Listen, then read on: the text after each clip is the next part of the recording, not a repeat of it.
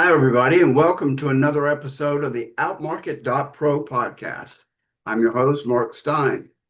On this podcast, generally, I chat with business owners and other professionals to hear their tips, their stories, their insights about running their business, as well as other topics. On this episode, I'm excited to welcome Coleman Flentge. He is a holistic health and wellness coach, and he's going to give us some insights into his work and encourage us to lead a more healthy, uh, rounded life. Welcome, Coleman. Glad to have you on the podcast.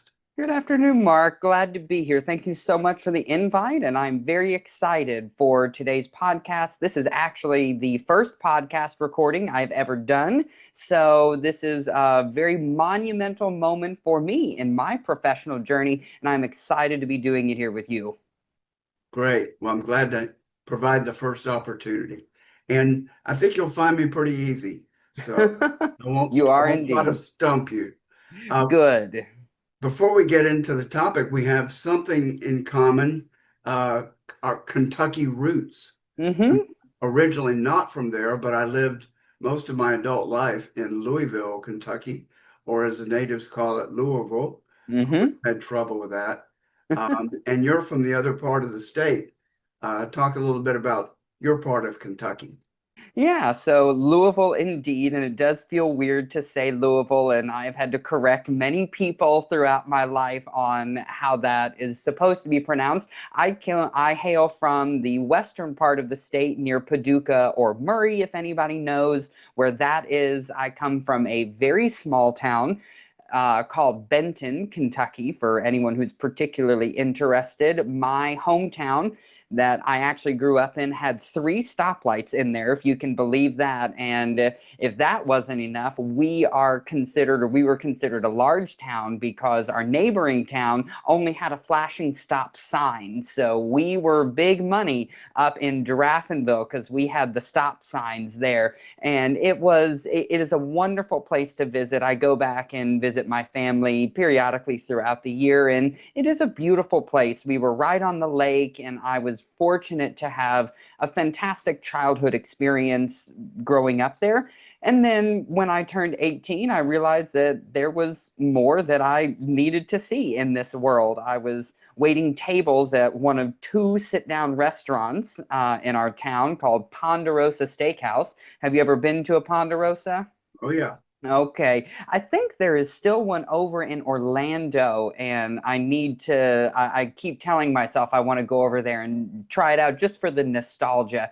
But one of my regular customers when I was 18 and graduating high school, I was telling him a little bit about what I wanted to do, moving away, those sorts of things. And he said, well, if Marshall County doesn't have it, you don't need it. And I knew right then and there that that was my cue to leave, and so I left at 18 to attend the University of Tampa back in 2014 and made a home in Tampa and have been here ever since.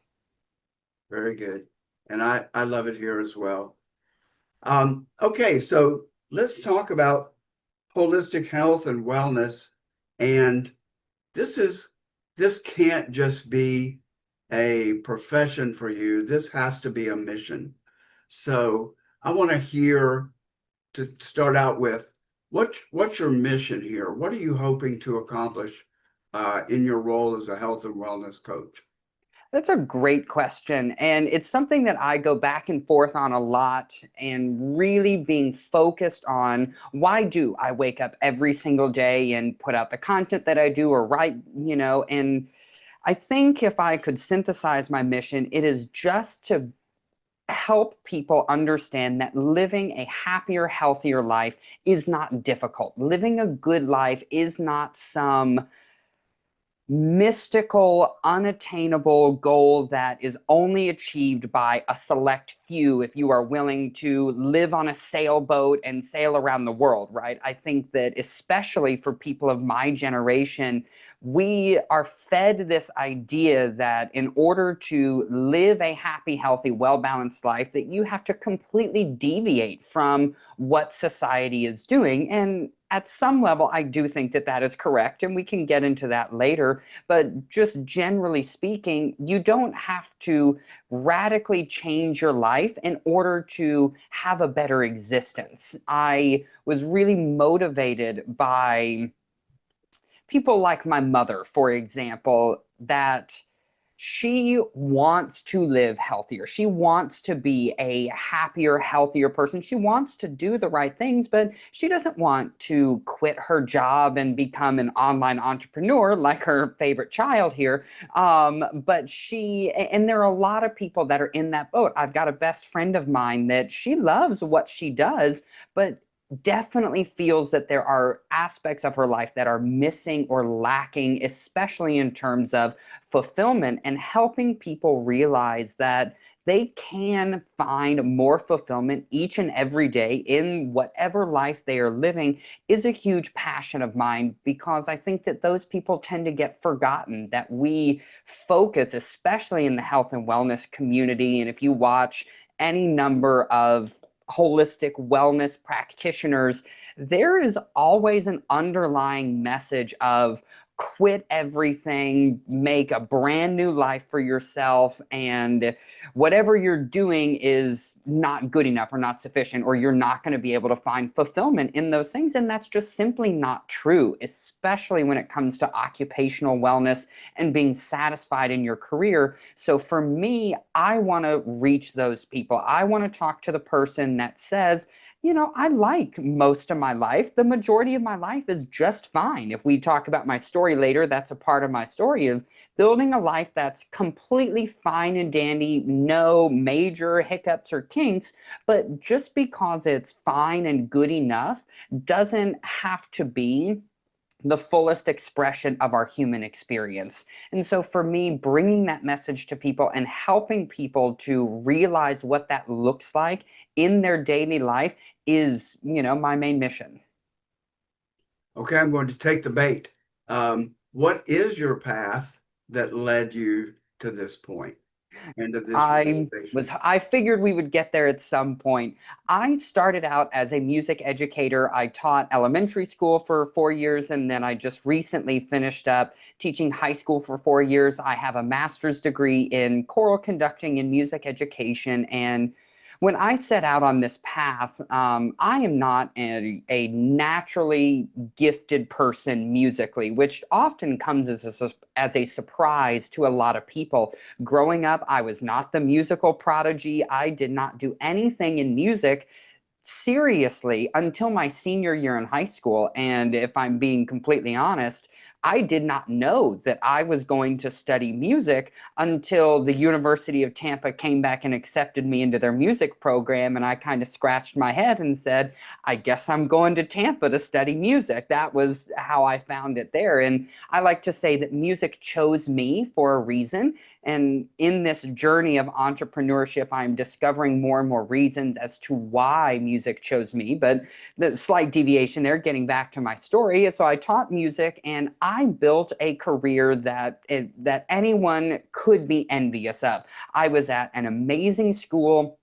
I had the best students that I'm convinced the best students that any teacher could be blessed with, that I still keep in contact with and I still love very dearly. And we had, in my opinion, I might be a little biased here, the best music program around. I had a community choir of passionate volunteer musicians from all walks of life, from former accountants to former music educators and everything in between, that we just get to come together and celebrate the act of making music with people that you love.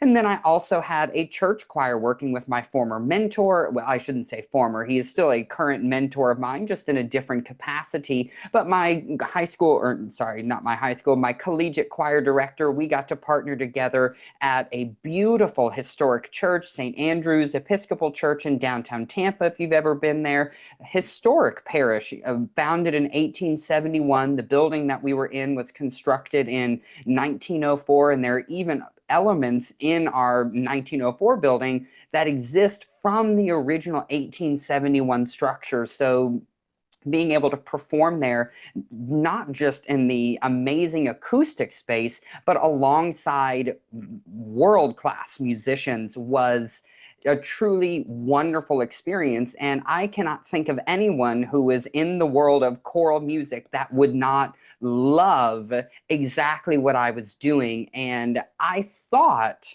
that that was what I wanted in life. I thought that that was going to bring me happiness, that that was what I could do. And about a year and a half ago, I started to feel like something was off, to feel like, okay, maybe this isn't exactly what I was looking for, or maybe my values or what I'm looking for in life have changed.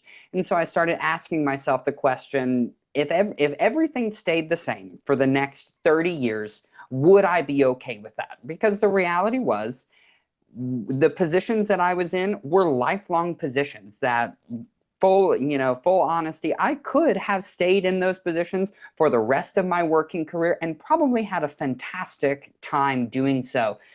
But when I really thought about the question of what do I want out of life? What do I want to experience with my time on this planet?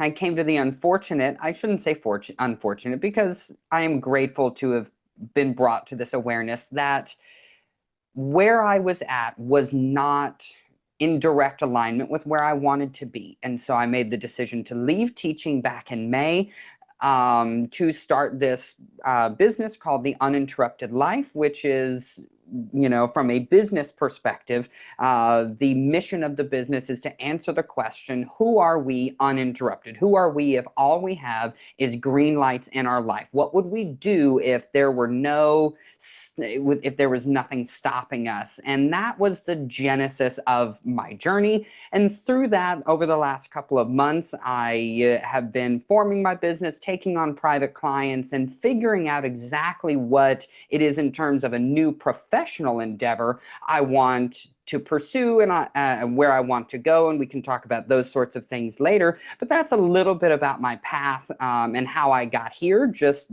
realizing that teaching, as wonderful and as noble of a profession it is for someone else, and that there were other things that I knew that I wanted out of life that were not possible within the confines, both economically and with the academic calendar of being a teacher. And so making that leap into the wide world of entrepreneurship, I felt was my next step in my journey to discovering, for me personally, what is my uninterrupted life. Very good. Very good and very inspiring. And to do that early in life is a blessing, because there are Mm-hmm. a lot of people that struggle. Excuse me, let me get a drink. It's okay. That struggle with that for years, Mm-hmm. and some very unhappy years before they make a move. So, Exactly. And I remain grateful that I left teaching when I did, for that same reason, that to this day, I still love teaching. I love my students, so that I didn't let myself get to a point where I was so burnt out that there was no joy in it. I remember distinctly my student teaching experience. I was working with a teacher who, she was near retirement. She was within, I think, 2 to 3 years of being able to retire. And she said to me almost on a daily basis, if I could retire today, I could. And she was just miserable in the classroom. And it took all she had to fight her way to the end. And I looked at that, and, now in hindsight or in reflection, I remember thinking, that's not going to be me. That's not where I'm going to be when I'm approaching that age, whether that's 65 or however old it is, when we can officially retire by the time I get there. And knowing that that day may come, sure, but there's no guarantee of what my body is going to be like. I know of plenty of former teachers who make it to 65, they make it to retirement, they make it to the end, and their bodies are so broken down and beat that they can't enjoy the rest of their years. And that is not to say that that may not happen to me. There are things out of my control that I fully recognize. There are health things that'll come up along the way, things that might prevent me from being able to fully experience life down the road, or it could happen tomorrow. But for me, that I didn't want that to prohibit me from living my fullest life starting today, each and every day, so that if that day comes when something happens and I lose my legs and I can't move around anymore, that I made the most of it while I could. Very good. So let's move to today and talk about your current practice. Mm-hmm. And I'm guessing that you have several messages, main messages, and some sub messages Mm-hmm. for your audience, for your Mm-hmm. students, and some mechanisms to help people get to where they want to be. Mm-hmm. So talk a little bit about your messages to people who are interested and how you get that message out. Individual coaching, group coaching, uh, whatever.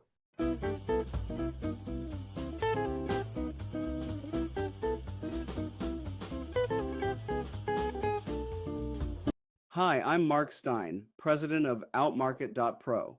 At OutMarket, we design websites that don't just look good, they build trust, tell your story, and convert visitors into clients. Today, let's take a look at a great example. Chris Curran is a realtor specializing in high-end properties in Tampa Bay. His site is a starter website, just one page, but notice how effective it is. The links at the top don't take you away to other pages. Instead, they smoothly guide you down to each section. It's streamlined, professional, and easy to use.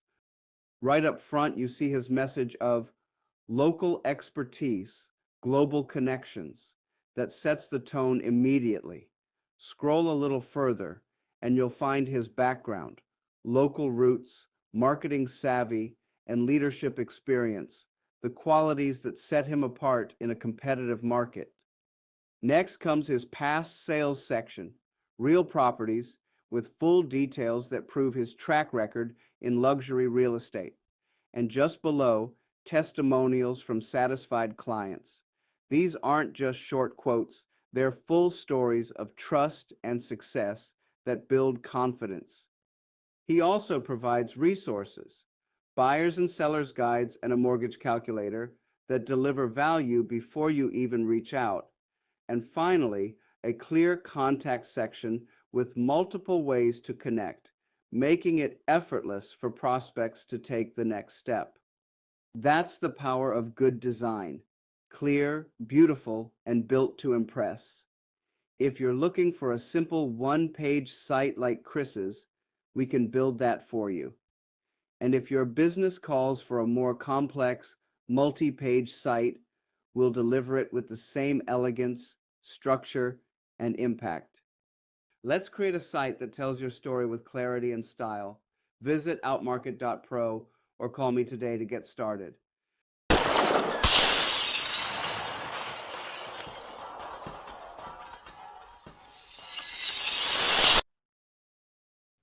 Absolutely. And thank you for the question. I think my primary driving message is minimalism wellness, and that definitely needs some woodworking in terms of how to make that more marketable. But this idea that it is that big change does not have to come from big action. A lot of the times, think of New Year's resolutions. We wake up on January 1st and we suddenly say to ourselves, I'm going to go to the gym 3 times a week. I'm going to eat healthier. I'm going to lose 20 pounds. I'm going to save, X amount of money, whatever the case may be. We feel like we have to reinvent ourselves overnight. And a lot of people in the wellness community talk about the neuroscientific aspect of it and rewiring the brain. And that is not my exact area of like scientific expertise. That's an area that I'm very interested in learning about and continue to do. But the implication is that it takes time to change who you are as a person fundamentally. If we look at eating habits, for example, sure, you can change your eating for a short period of time, go on a diet, but if you don't change your mindset and your relationship with food, then you're always going to be stuck in that same place. It's the same thing with money. You can save and learn how to invest and all of these different things and all the tools for how to be smart with your money, but if you don't change your relationship with the energy of money, you're always going to be stuck in the same loop where you're going back to the place that caused you to feel like you need to radically change your life overnight. And it's just this continuous cycle. We call it the yo-yo effect. I'm sure you've heard of that. And so for me, my approach to wellness and improving your sense of holistic well-being, or that 360-degree approach for who you are as a person, is small habits that you can achieve every single day that over time compound and help you become the version of yourself that you are wanting to be, whatever that is, whether that's a business person, whether that is a fitness person or anything in between. That our lives come down to our daily actions, our daily structures, and our daily habits, and revisiting those and being intentional and conscious about the choices that we make with those daily actions is where we truly achieve the transformation. So in my coaching practice, I have one-on-one clients that we work with this, and we break things down into a daily basis. What does this routine look like?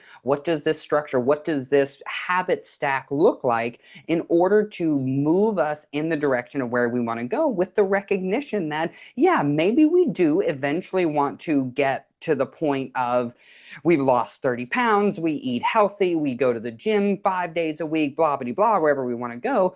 But what do we need to do today, right here, in this moment, that will move us in the right direction? So that's what I work with people on in my private one-on-one coachings, my long-term coaching. I do offer short-term intensives as well, 60 to 90 minutes, where we can look at one specific component of your life. Let's say you're struggling with your money mindset, or you want to revisit your nutrition plan, whatever that is, that we can sit down and we can develop a very specific structure, framework, or routine that fits into your life already, that we don't feel like we have to change everything and suddenly start waking up at 5:30 in the morning, blah, blah, blah. What can we do right now in our life, in this moment, that is going to help us move towards this goal?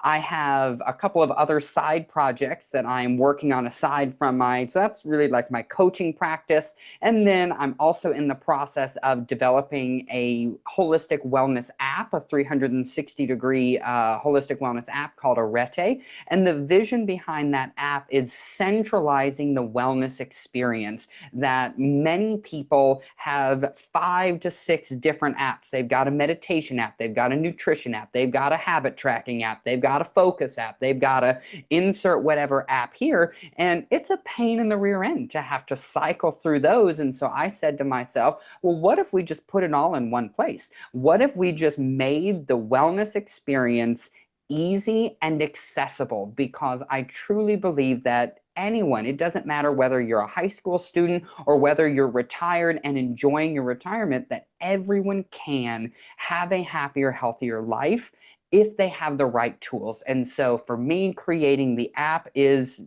an addition to that conversation. It's providing a tool that can help people achieve a more balanced living each and every day, wherever they are. And then my last project that I'm sort of working on, so we've got a couple of different silos going here. We can dig into any of them, is a book that I'm writing called Techquilibrium. I am very passionate about technology. That's another messaging that I have when I would talk to my students. The number one thing, I always gave a speech to my seniors at the end of the year, and I would always say at some point in the speech, your life is not in your phones, that we are in a very weird transitory era in the human experience where we have seen a rapid and exponential increase in integrative technology and the capabilities of integrative technology, but our brain is still, I mean, our brain stopped evolving 50,000 years ago in terms of massive evolution of the brain. And so we're still fighting. So we're seeing this exponential addition to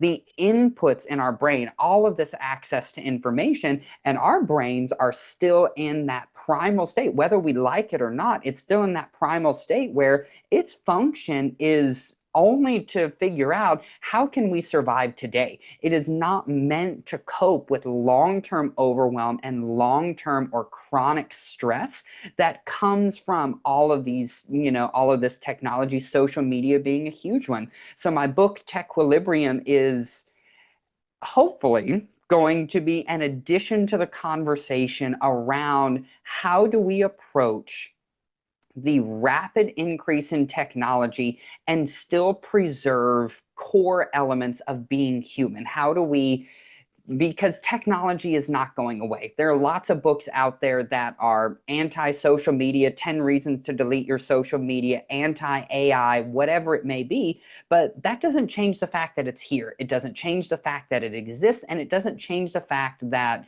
it is going to continue to develop. So we can either fight it or we can learn to live with it. And I think that learning to live with it in a way that still preserves our humanness is the path forward, because that's the next evolution of society, in my opinion. That's just my opinion here, and we can talk about that all day long. So Techquilibrium, that's what it's exploring. It's exploring the relationship between integrative technology and our humanness. So there's a little bit of my 3 silos or my messaging that I'm kind of working on, and some of the things that I'm doing in my business practice right now. Very interesting. And I am incredibly fascinated with the developments of AI. And it is it's the most transformative or disruptive technology probably in human history. And to be able to experience this and the rapid evolution of it and development of different capabilities in especially imagery, video, um, it's incredible. And there's a movie that was out maybe 5 years ago that was sort of a dystopian view. Ready Player One, I think was the name of it, where and it's that popular belief that we're in a simulation, and the the the actors in the movie, the characters in the movie, were actually in a dystopian video game. And I could see how things could move in that direction. As whenever for example, whenever I'm at the beach, I'm amazed at how many people are facing the Gulf, but are on their phone. And so we are immersed with it. And this AI technology is going to even be more immersive, all the way down to Neuralink, which is the brain implant that will eventually merge humans with computers. So we could upload, let's say I wanted to learn French, we just upload it into our Neuralink, and there it is. So we could lose touch with our natural environment very easily with goggles or glasses or any of that. So it is very interesting, and maintaining that balance um, between technology and the analog life Hmm. can be a challenge, and is a challenge, especially for younger Absolutely. people.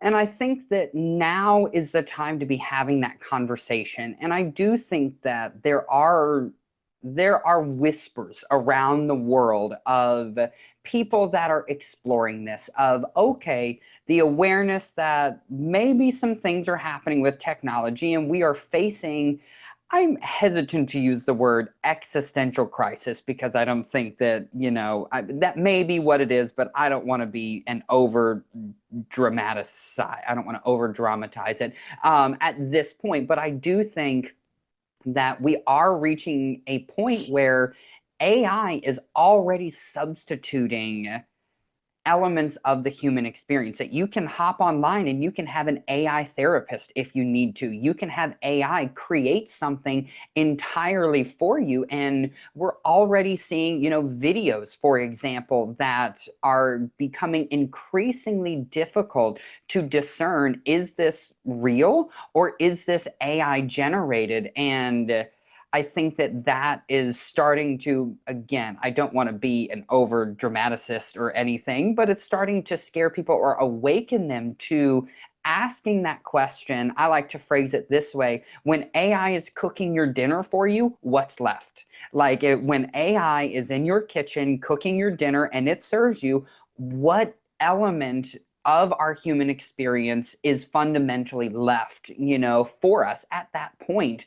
And so for me, adding to that conversation now will hopefully shape someone in the direction, or make someone begin thinking about, or to second guess, okay, do we really need a piece of technology to do this for us? Do we really need to replace this aspect, whatever that may be, whatever discomfort that may be? Because that's all technology does, is it replaces discomfort at some level. But do we really need to displace that, or is there inherent value in discomfort? And I think that the answer to that question is yes. Boredom is a great example. There are lots of people. In fact, there's an entire book called "The Case for A Case for Boredom" that is exploring that same thing. That one of the reasons we are seeing structural failures in society, especially when it comes to creativity, is that people don't know how to be bored anymore. My former students, they don't know how to be bored. They need that constant stimulation, constant entertainment, those constant dopamine zaps. And I think it is time that we start recognizing or asking that question of, is that really good? Is it really good to replace all of the discomforts in life with a piece of technology? Yeah. And you notice at the dinner table, if one person picks up the phone, then Everybody everybody does. picks up the phone. And it's such a contrast. I'm going to not state my age, but I'm going to reveal my age essentially, where my mom would send us out, go out, come back at lunchtime and dinner time, Hmm. but I don't want to see you otherwise. And I could spend with my friends the Hmm. day playing with a stick, Hmm. short of beating each other with it. Which you probably did from time to time. Yeah, but so the difference is amazing. Well, let's break down our lives into the different compartments, different segments um, that are included in wellness and health. Hmm. So we've got diet, we've got exercise, we've got spiritual slash Hmm. meditation, and our dealing with our awareness and our Hmm. consciousness. Um, what else? What are the different components that we? There are lots of different models for the pillars of wellness. And if you go and you just do a Google search for pillars of wellness, you'll come up with all kinds of different ones. The model that I tend to adopt is an 8-pillar model that includes your physical wellness. So that is things like how you move, what you put into your body, so the food that you eat, and how you rest. So your sleep is included in that. Your emotional wellness, your ability to regulate your emotional states and have a conscious understanding of the emotional component of being alive. Then you have your social wellness, your relationship with other people in the world around you. You have your vocational wellness, which is your satisfaction in your job. This is where people tend to overlap a lot of areas of wellness because we tie into occupational wellness our passion and our purpose, which I sort of consider like, yes, we do want to exist in a vocation that we feel like we are positively contributing to the world in some way, but that does not necessarily have to equate with a grand purpose in life. And I think that nowadays, just speaking of on that occupational wellness side of things, we are fed an epic narrative that if your life is not the fulfillment of some major, grand, world-changing, impact, that you are inherently a failure in that. And like I said, we can talk about that if we want to, but there's your vocational wellness. You have your spiritual wellness, as you mentioned, and that includes things like your relationship to yourself, your awareness of the ego, and I think more importantly, an appreciation or an understanding for what lies beyond what we're able to consciously comprehend. And that can go any different direction, whether that is a religious, modality, or whether that is just more of a secular spirituality, which is the spectrum that I fall on. But there's your spiritual wellness there. You have your intellectual wellness, which is the feeding of the mind. How are you growing and evolving up here? That a lot of people reach a point in their life where they stop learning, they stop growing, and our brain doesn't do that. You can be, creating new neural pathways up until the day that you die. We can all always be learning. There's a great quote by Yo-Yo Ma, I believe. Do you know who Yo-Yo Ma is? The famous cellist. And he was practicing, and I believe someone asked him, why do you still practice? And he says, because I feel like I'm finally starting to make progress. And so it's just a beautiful example of continuing to learn and grow throughout, our lives, and keeping the mind sharp. And then finally, we land on our environmental wellness, which is our relationship to our natural surroundings. And that's a component of our wellness that I do think that people often overlook or maybe don't include in their holistic picture of who they are as a person. But the reality is that you have to feel safe and comfortable and secure in your environment, and that your environment, while it's not everything, can make or break the potential that you have to experience this life. And so curating an environment beyond just taking care of the world, I mean, that's included in there, proper stewardship of natural resources, absolutely,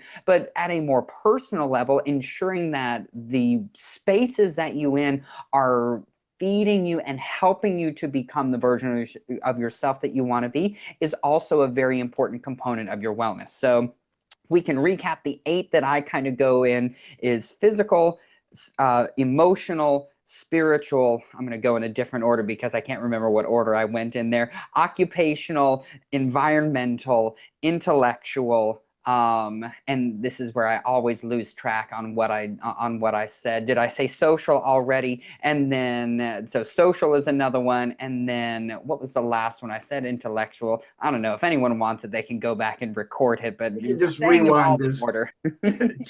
Just rewind this record.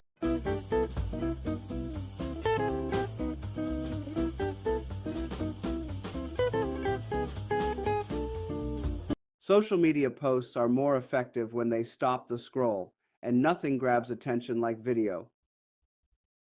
Hi, I'm Mark Stein, and with OutMarket.Pro, we've taken our powerful social media posting service to the next level by adding custom video posts made just for you.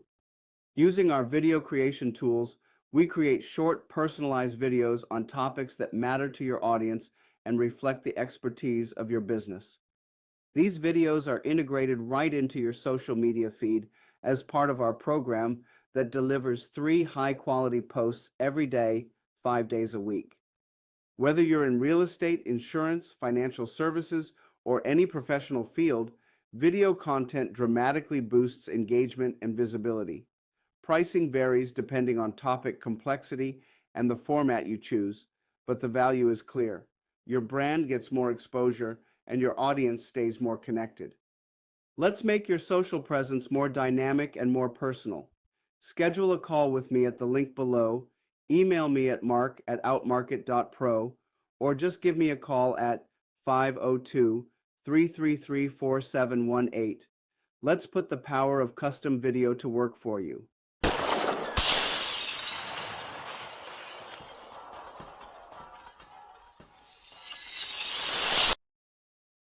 Exactly. Well, it's an interesting framework. It's pretty complete, very complete, and I can see how most aspects fall into it. Let's go. One of the major threats that I see with AI and technology is on the occupational front. Mm-hmm. And let's talk a little bit about that and how people might be able to work. I don't want to say combat it because I think it's going to be one of those things that we're not going to be able to fight. Mm-hmm. Um, and the interesting thing about this technology is usually job losses hit the physical uh, vocations first. Mm-hmm. And this one is going to hit knowledge workers, people with advanced degrees, lots of education. It's going to hit, and I'm one of those Mm-hmm. in marketing, but it's going to hit us, impact us first. And it'll take 5 to 10 years for the physical trades to be Mm-hmm. impacted. Plumbers, electricians, Mm-hmm. and those they will be replaced by robots. Mm-hmm. So, which is sort of embodied AI, Mm-hmm. because they'll have AI brains and the physical ability to do those build things and Mm-hmm. fix things. And it's going to it's going to hit pretty quickly, given how quickly the technology is advancing. And I think because so many of us derive so much of our sense of well-being, our place in the world, Mm-hmm. by our vocation, that it's going to really affect people broadly and quickly. Mm-hmm. And, those who are the advocates, and I'm talking about those that are the founders of these LLMs, uh, they are promoting a period of abundance, Mm-hmm. predicting a period of abundance where, because the cost of labor will plummet, that we'll be able to have everything that we want. Mm-hmm. There'll be guaranteed income, um, and but what they can't replace with money will be that sense of meaning, that Mm-hmm. sense of purpose. Um, and my hunch, and I want to throw it back to you, is that the optimum would be if we can move closer to nature. In other words, focus on growing our own food, Mm-hmm. and the fulfillment that comes with that, as well as the frustration. Uh, because I had many a garden that was Mm-hmm. totally demolished by what you name it. Uh, Mm-hmm. but then also with creativity, that we'll be able to explore our artistic selves, and find some value in our Hmm. ability to create using these tools or using primitive tools Hmm. to create. What are we're going to be facing this not Very soon. not in 5 years. We're going to be facing this in 2 to 3 years. Hmm. Um, what are some of your thoughts and guidance that you offer people that you're working with? Or, and I'm not even sure how many people are vividly aware of what's going on. I Hmm. think a lot of people are ignoring it. Maybe they're playing a little bit with ChatGPT, but I think the general awareness of how fast this is going to hit us is uh, over the head of most people. Hmm. What are your thoughts, and what can be an answer, and what are you thinking? That's a great question. And I love talking about AI. And even in the book that I am writing, I think that AI is a fantastic technology that has a ton of potential. It's not something that we have to remember when or there are a few things that we have to remember when we approach this conversation. Number one, nothing is inherently good or bad. Technology is not inherently good or bad. AI is not inherently good or bad, right? We attach value to that. Number two, we have to understand, or we have to remind ourselves that we are in a real life living experiment right now that no matter what anybody tells you, nobody knows how it's going to go. And so that might be a little scary, or it might be, or it might be hopeful that there may be a point where we as a society look at it and say, yeah, we had this technology, but it's not really good for us anymore.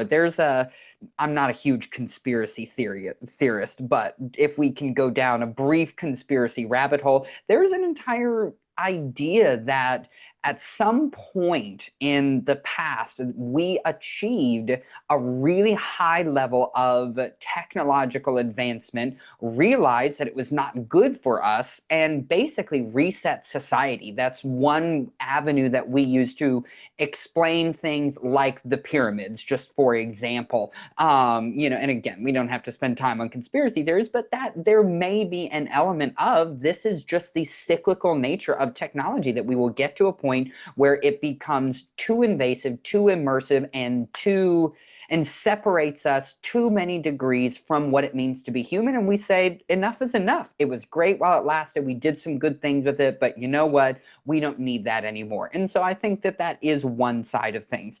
In terms of a day-to-day application, what I tend to view this as is, you can like it, you can hate it, but it's still here. And I mentioned that earlier in the podcast, this principle of use it or get left behind. And so I love using AI, but I use it as a tool to help my business and to expedite the process. Instead of spending hours, going over copywriting messages, all I have to do is input, 12 examples in there and say which of these is the best, or how can I reword those sorts of things. Instead of having to hire an editor for my book, I can put it into AI. I've written the entire book, or everything is coming from my brain, but I can utilize the technology to expedite that process so that I don't have to pay an editor. And I know that that goes into, okay, well, now we're looking at people with advanced degrees and experience. And that is not to say that they don't bring value, but it does take me one step closer.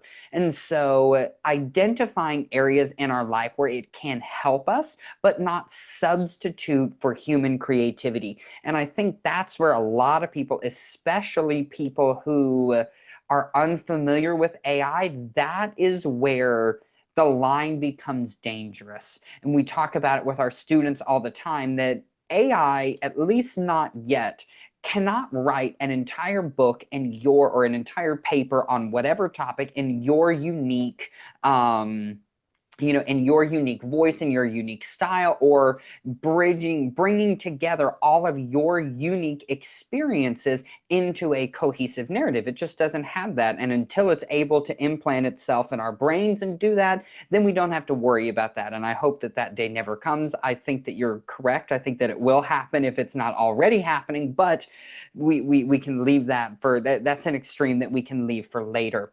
So identifying, I think that's the number one thing that people can start doing now. How can I use AI to advance my business instead of fighting it, or instead of getting left behind?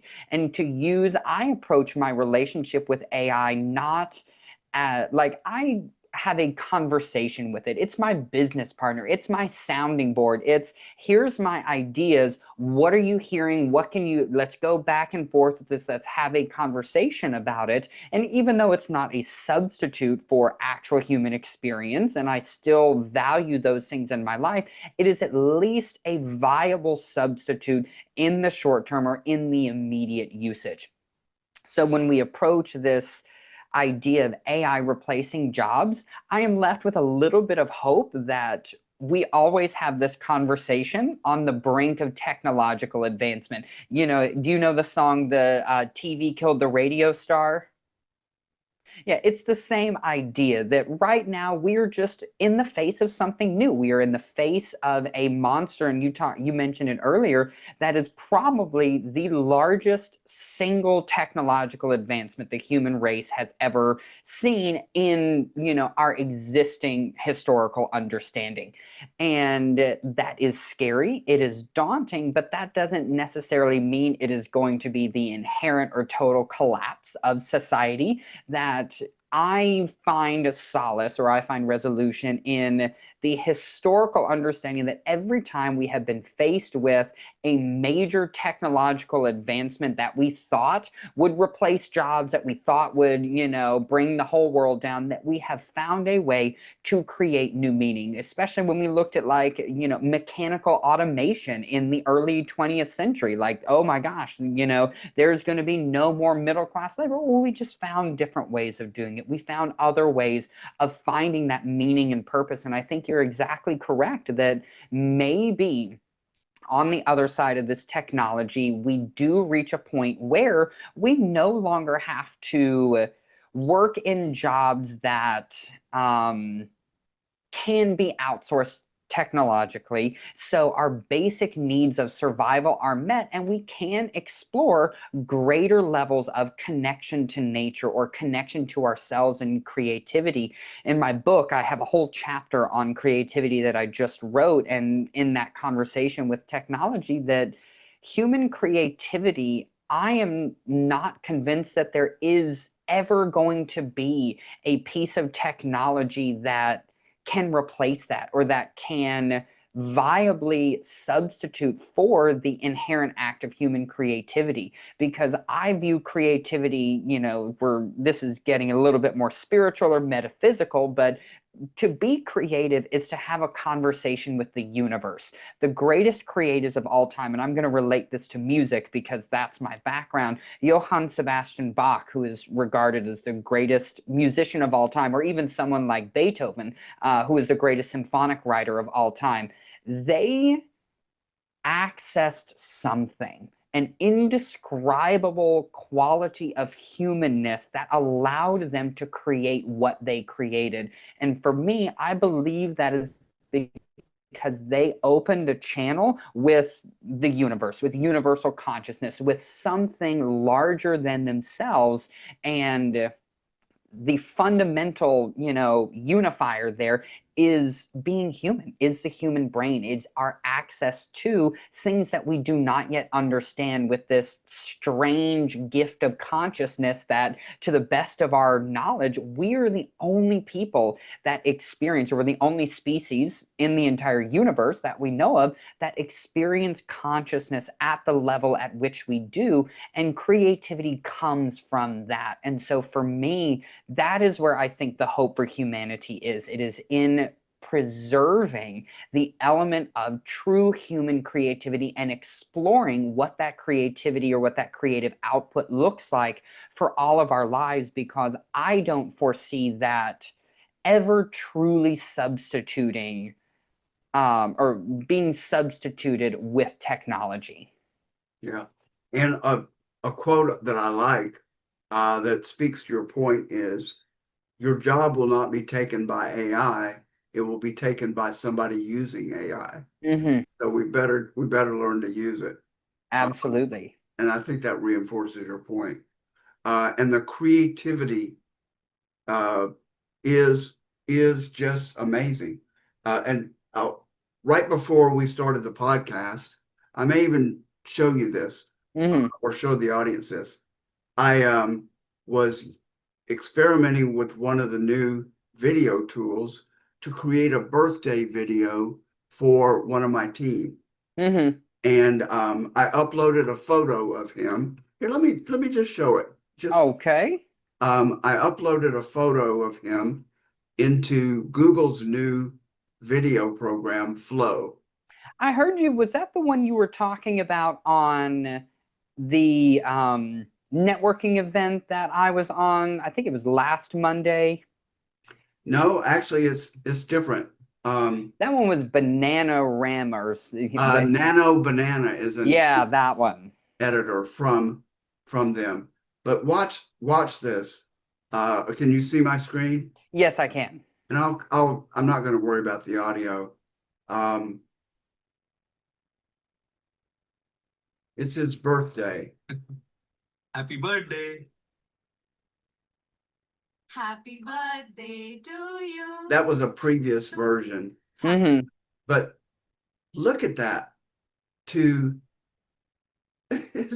and all I said was, we're show some people presenting the birthday cake Mm-hmm. to him, and that was a 5-second clip Mm-hmm. with from his photograph to an animated version of him Mm-hmm. getting that cake.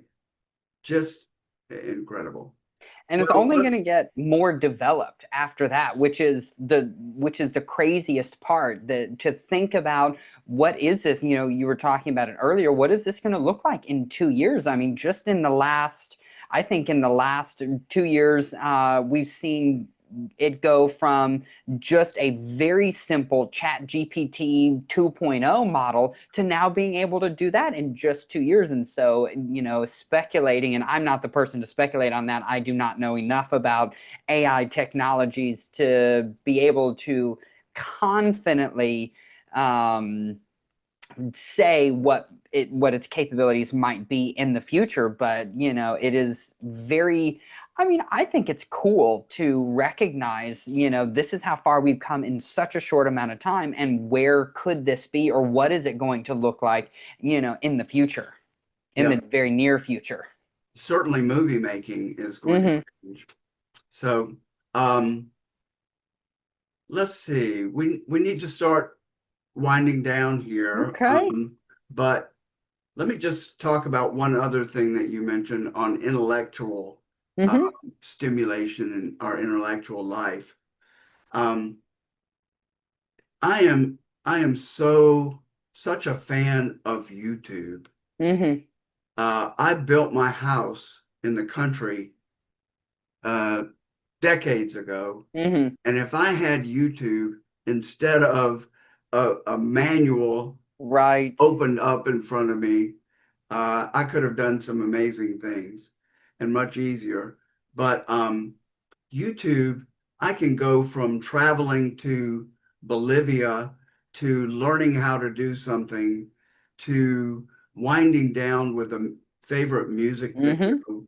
Um, it is truly life-changing for me. Mm-hmm. I'm very curious. I love to explore new things, and to be able to do that from my recliner or my bed Mm-hmm. with a table with my iPad on top of it, a portable table, Mm-hmm. it's just amazing. And to see all of that knowledge and experience and creativity Mm-hmm. coming out of that, um, and some very wise people sharing their knowledge. Mm-hmm. So I really see this as a golden age of information as well. Mm-hmm. And one of the things I think is important is, especially in this era, is to develop our intellectual capabilities. I feel smarter. Mm-hmm. I feel more informed and Mm-hmm. broader as a result of that.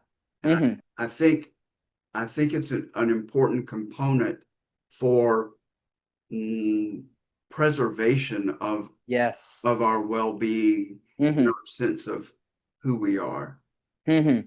And I think what YouTube or that particular model touches on is two things that I think are very distinct and important about the human experience. Number one, we can now learn about an infinite number of things that we want to learn about. And I think that that is truly beautiful, that you do not have to, that you no longer have to go to school for X amount of time or go down to the library and read a book, that you can, if you just want to know even just this much about what surgery looks like, you can, not saying that I would do this, but I think that my roommate does, you can hop on YouTube and you can watch whole videos of a surgery or whatever topic it wants to be, but you can really be very intentional and self-directed in your learning now thanks to YouTube. And I think that that is a beautiful part. And the extension of that, which is point number two, is that for the first time in human history, we have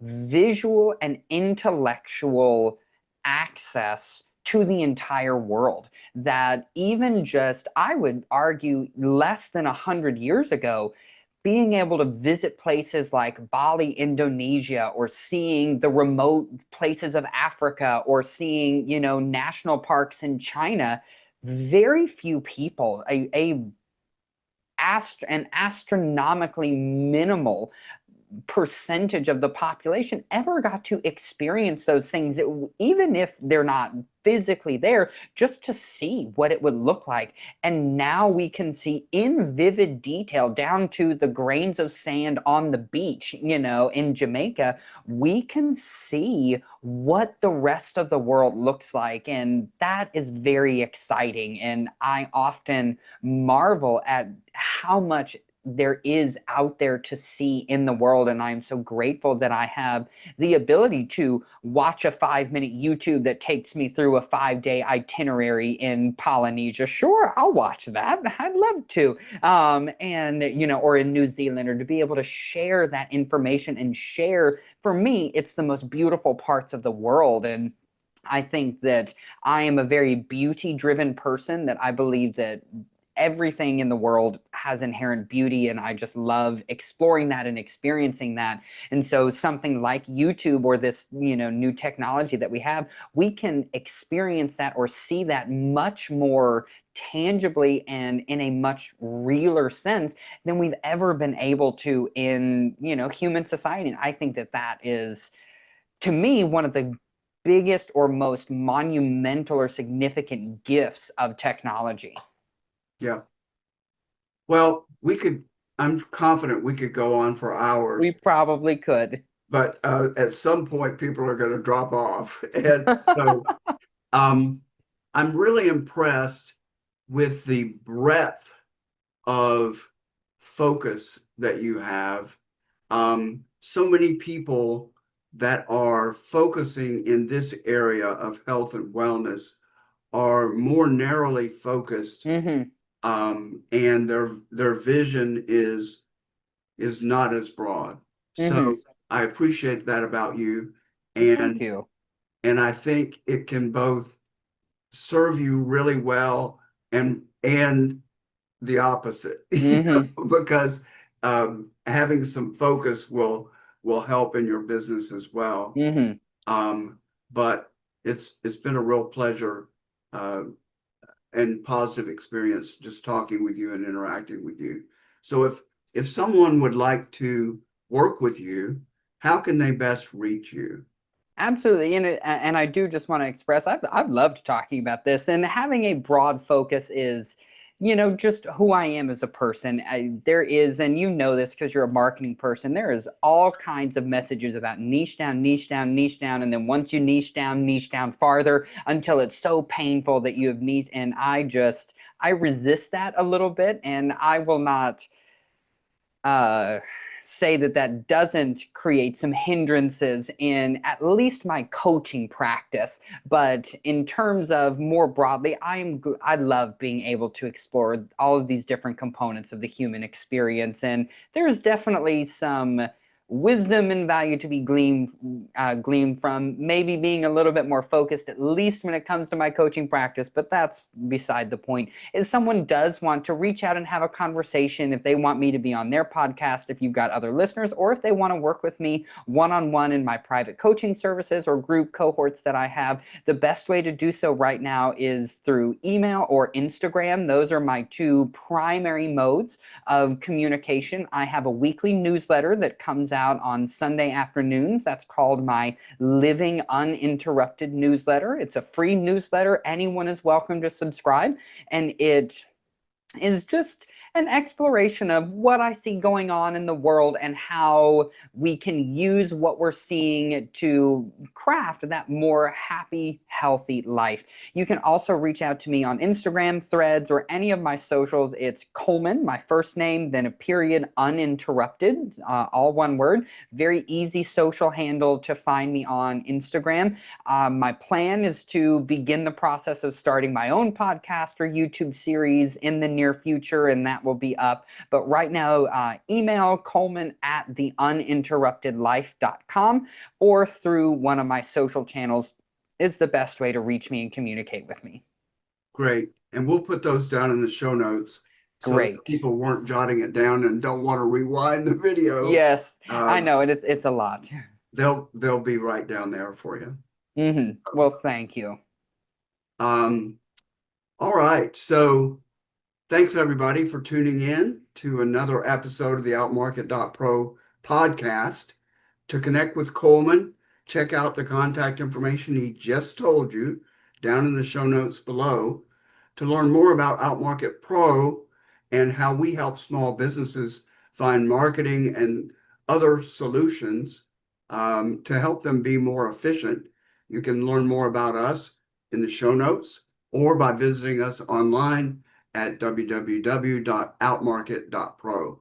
If you enjoyed the episode, don't forget to like, subscribe, and hit that notification bell so that you don't miss an episode. Thanks again, Coleman, and thank you everyone for tuning in, and we'll see you next time.